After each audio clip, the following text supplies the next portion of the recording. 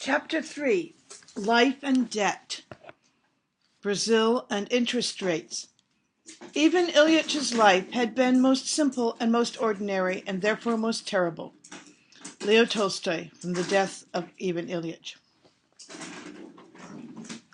In the final days of 2003, throngs of Brazilians advanced on Rio de Janeiro's storied beaches for a solemn ritual by the shore. Sculpting makeshift altars in the sand, they filled the shallow warrens with votive candles, prayed for Yemaya to bless them in the new year, and cast out to sea toy sailboats laden with trinkets, candy, and flowers. With a population of 182 million people, Brazil has more Catholics than any country in the world and more blacks than any nation other than Nigeria, and it fuses the cultures of both groups into a kind of hybrid catechism, deploying West African deities as stand-ins for Christian idols.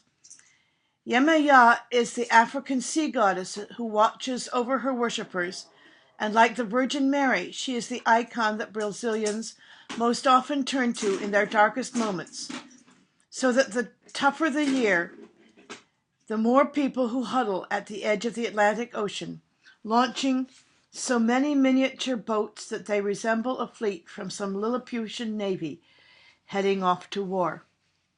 Dressed all in white, Isabella Lopes da Silva stood in the champagne-colored dusk of Barra del Tijuca beach, head bowed and eyes shut, as she clutched the hand of her 6-year-old grandson. When she finished her prayer, she knelt at the water's edge and nudged into the tide a single long-stemmed gladiolus, then a tiny blue wooden sailboat onto which she had loaded lipstick, a bracelet, and a hairbrush. Yemaya is a quite vain goddess, she said, smiling as she watched the boat drift slowly toward the horizon. I hope that my offering pleases her. This has been a very difficult year, very difficult. I hope that she will bless Brazil in the new year. In 2003, Brazil's GDP contracted by 2%, its worst year in more than a decade. I'm going to stop a minute. Hold on.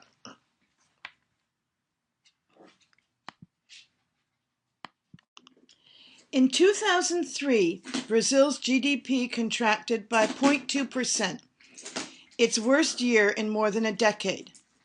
Unemployment hovered around 13%, and every few months local television stations in Rio and Sao Paulo broadcast scenes of thousands of Brazilians waiting in lines that were 2 and 3 blocks long to apply for a handful of available jobs at a warehouse or department store. I lost my job in February, said Da Silva, 49, who had been a secretary for 6 years. My son-in-law lost his job in March, and my daughter lost hers in May. It is all we can do some days to come up with enough money just to put food on the table. Brazil's recession was triggered by its interest rates, the highest in the world in 2003.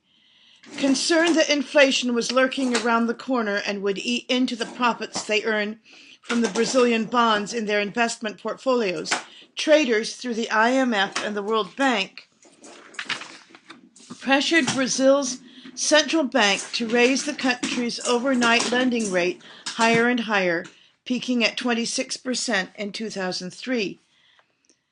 The rising interest rates subdued inflation, but pummeled economic growth as well, by discouraging consumers from buying big-ticket items like cars and homes, and drying up the credit that business owners rely on for startups and expansion. Moreover, because a country's lending rate determines the interest rates it pays on its bonds, the higher Brazil raised its lending rates, the more money investors put into Brazilian notes. By mid-year, Brazil's public debt had ballooned to 54% of GDP, meaning that for every dollar in income produced by the economy here, 52 cents went to service the national debt.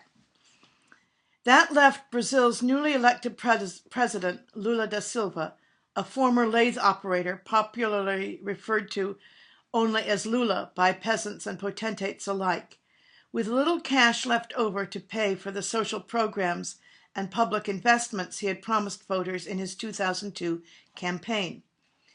In his first year in office, his Workers' Party and its governing coalition slashed civil servants' pensions and transportation subsidies for students and dramatically scaled back plans to fund food vouchers, education, and land redistribution efforts.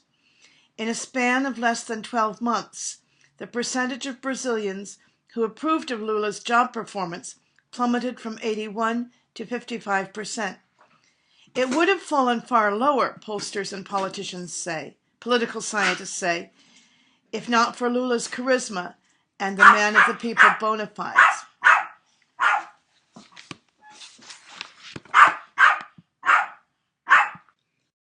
It was a bad year all around, with two notable exceptions. As the underwriters for Brazil's bonds, the country's banking industry celebrated record profits, and the vendors who sell gifts and toy boats for the offering to Iemanjá and their December sales were better than in any year they could remember.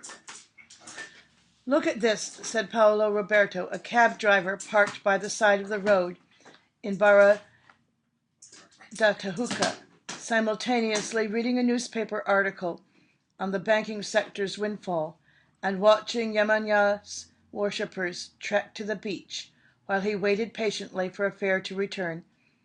"You see, this is the story of Brazil year after year. The poor get poorer and the rich get richer and richer.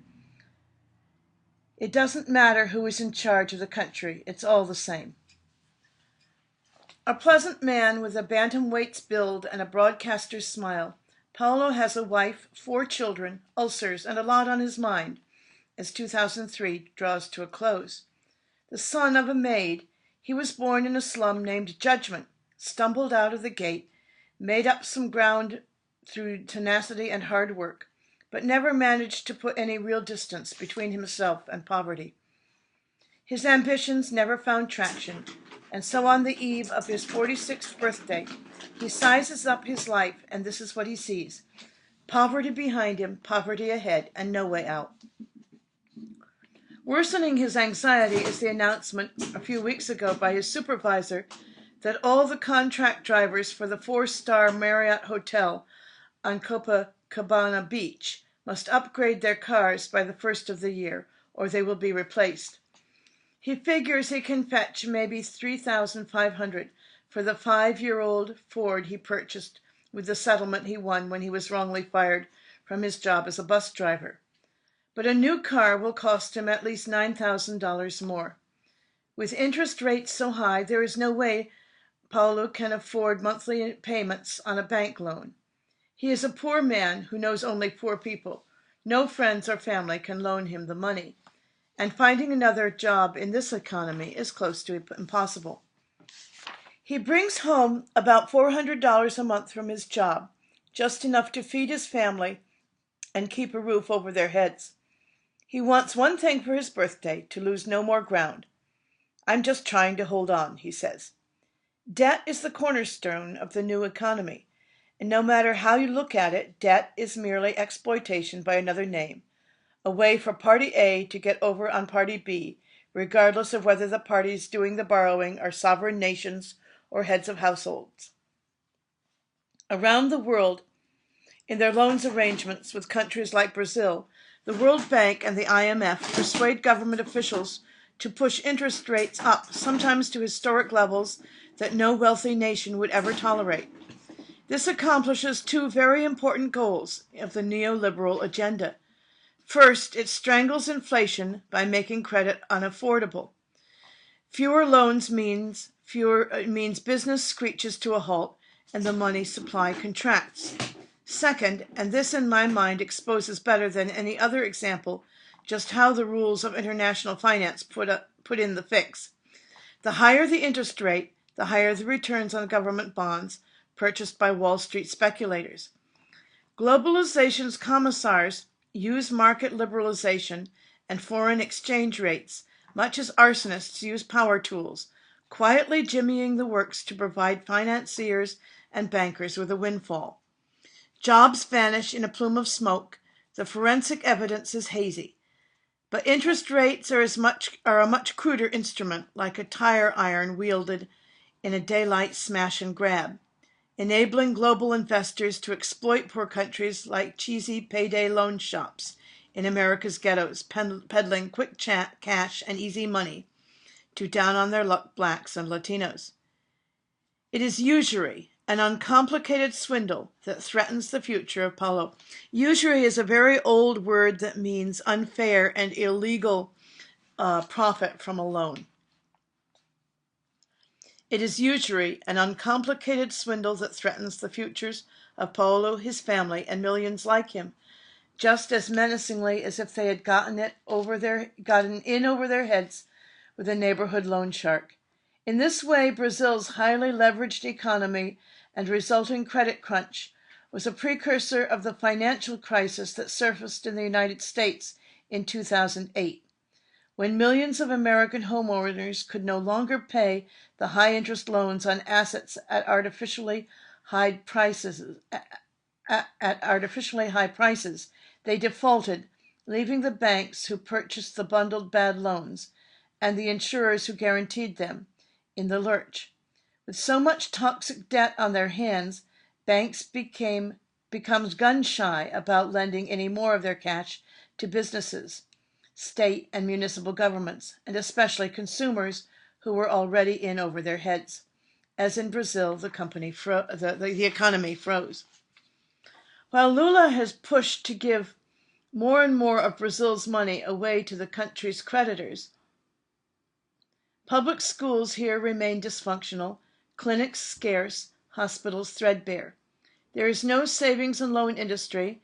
There are no unemployment benefits, no GI Bill, no Pell Grants or student loans, no effective effort to redistribute land from the affluent to the peasantry.